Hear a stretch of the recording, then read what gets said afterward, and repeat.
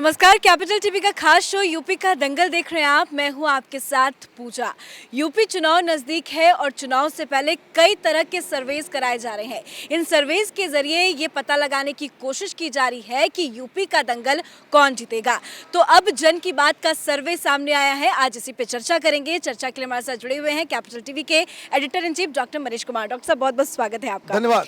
तो जन की बात सर्वे के बारे में आपको बता दें, जिसमें 75 जिलों में सर्वे कराया गया, 20,000 लोगों को शामिल किया गया। तो सबसे पहले सीट्स पे नजर डाल लेते हैं। बात बीजेपी की करें तो इस सर्वे के अनुसार बीजेपी को 233 से 252 सीटें मिलने की उम्मीदें हैं। वहीं समाजवादी पार्टी को 149 से 135 के करीब, बीएसपी को 11 से 12, कांग्रेस को 6 से 3 और अदर्स के हाथ 4 से 1 लग सकती है। तो सर, सर्वेस की बात करें तो जन की बात तो यही मैसेज दे रहा है कि एक बार फिर से उत्तर प्रदेश में योगी जी की सरकार। देखिए, अभी तक जितने भी सर्वेज आए यूपी को लेकर के, कोई भी सर्वे ये नहीं कह रहा कि भारतीय जनता पार्टी की सरकार नहीं बन रही है। दो बातें इसको समझने की है। पिछली बार 303 सीटें भारतीय जनता पार्टी अपने बदौलत लेकर के आई थी, पूरा एक स्वीप था। दूसरी तरफ अखिलेश यादव का परफॉर्मेंस पिछली बार खराब था। अखिलेश यादव के साथ कांग्रेस पार्टी भी वहाँ पे साथ में थी। अब जो सीटें अभी बताई जा रही है उसमें ये कहा जा सकता है कि भारतीय जनता पार्टी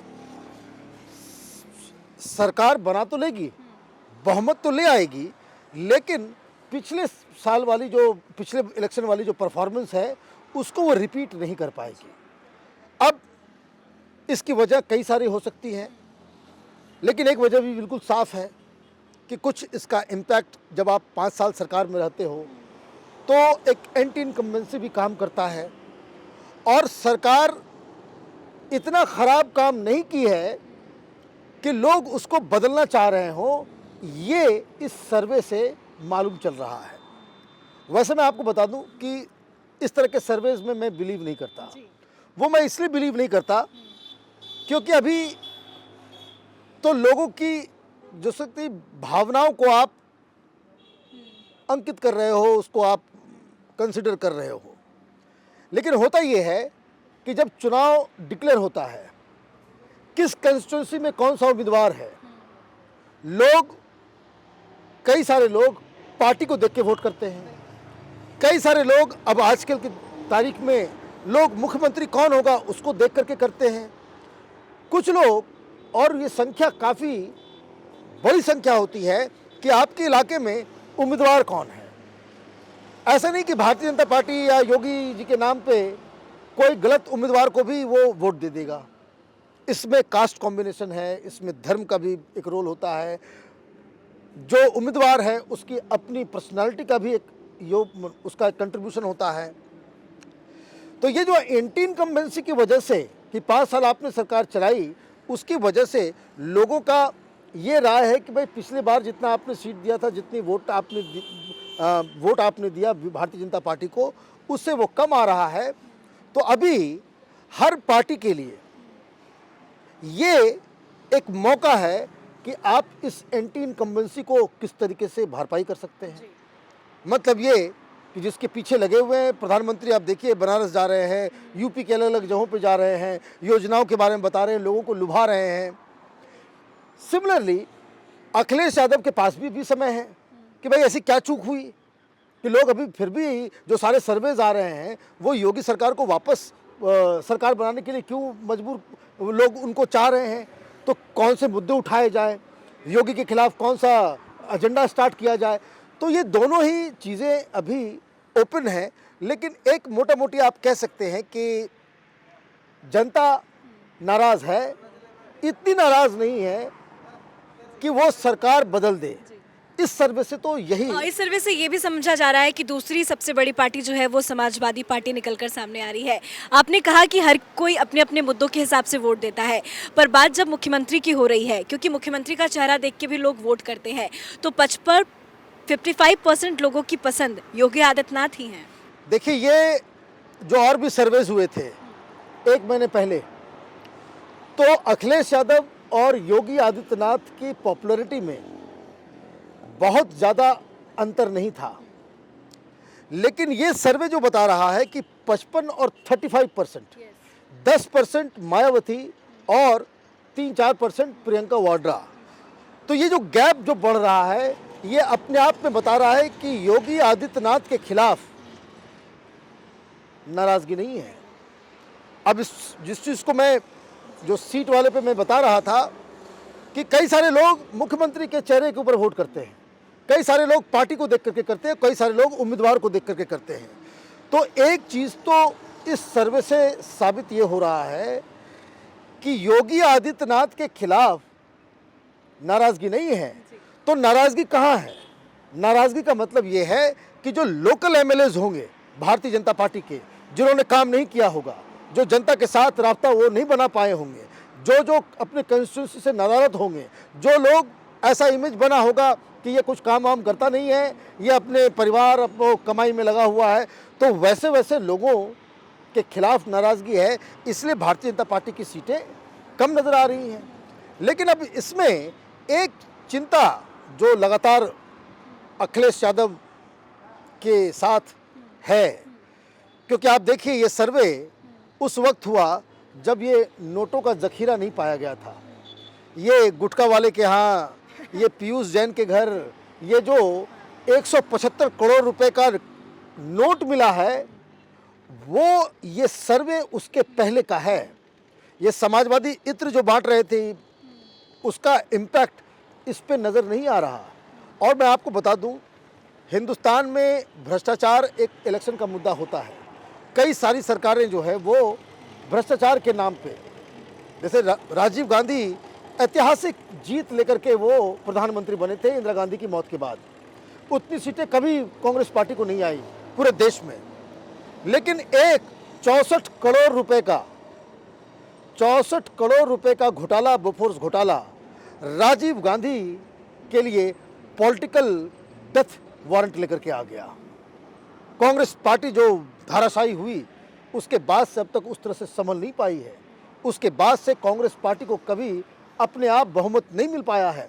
और ये जो वो तो 64 करोड़ का था, यहाँ तो 175 करोड़ का सीधे और अभी भी गिनती जारी है। बताया जा रहा है कि मशीन गर्म हो जा रहा है, वो काउंट नहीं कर पा रहा है। तो ये सर्वे इसके बाद स्थिति और भी ख़राब होती चली जा रही है। तो मुझे लग रहा है कि एक बात तो आपकी सही है कि एक बीजेपी वर्सेस समाजवादी पार्टी का चुनाव हो रहा है, और दूसरा कि अखिलेश यादव के लिए स्थिति और भी मुश्किलों भरा होते चला जा रहा है। सर, ज़रा परसेंटेज पे भी नज़र डाल लेते हैं कि किसको कितने वोट मिलेंगे। तो बीजेपी को 39%, सपा को 35%, बीएसपी को 14%, कांग्रेस को 5%। देखिए, ये जो परसेंटेज है ये बता रहा है कि समाजवादी पार्टी वर्सेस बीजेपी का पूरा स्टेज बन गया है। अब इसमें जो खतरा है, खतरा ये है कि कांग्रेस पार्टी और बीएसपी जैसे जैसे इनका आंकड़ा बढ़ा, क्या आप ये समझिए कि बीएसपी 14% से वो 16, 17, 18% पे चली गई, 4-5% ज़्यादा वोट लेकर के आ गई जो लेकर के आ सकती हैं। कांग्रेस पार्टी जो 5% पे है, वो 2% अगर वो उसका इंक्रीज हो जाता है, तो मैं यकीन के साथ कह सकता हूं कि ये जो आंकड़ा और जो सीट बताया जा रहा है, इसमें बहुत डिफरेंस आ जाएगा। भारतीय जनता पार्टी का वोटर्स बहुत ही कंसोलिडेटेड है। पिछली बार 41% वोट लेकर के वो आई थी और 300 प्लस। अभी पिछली बार 31% जब कांग्रेस पार्टी और समाजवादी पार्टी एक साथ थी, तो कुल मिलाकर के 55 सीटें ही दोनों यूपी के दोनों लड़के राहुल गांधी और अखिलेश यादव, इन दोनों को 55 सीटें आई थी। अब 31 से 35 सिर्फ समाजवादी पार्टी का और कांग्रेस का जोड़ दें तो वो 5%, तो मतलब 40% के आसपास। तो ये कांटे की टक्कर। तो जो समाजवादी पार्टी का वोटर है वही एंटी बीजेपी वोटर है, जो बीएसपी का वोटर है वही एंटी बीजेपी का वोटर है, जो कांग्रेस का वोटर है वही एंटी बीजेपी वोटर्स है।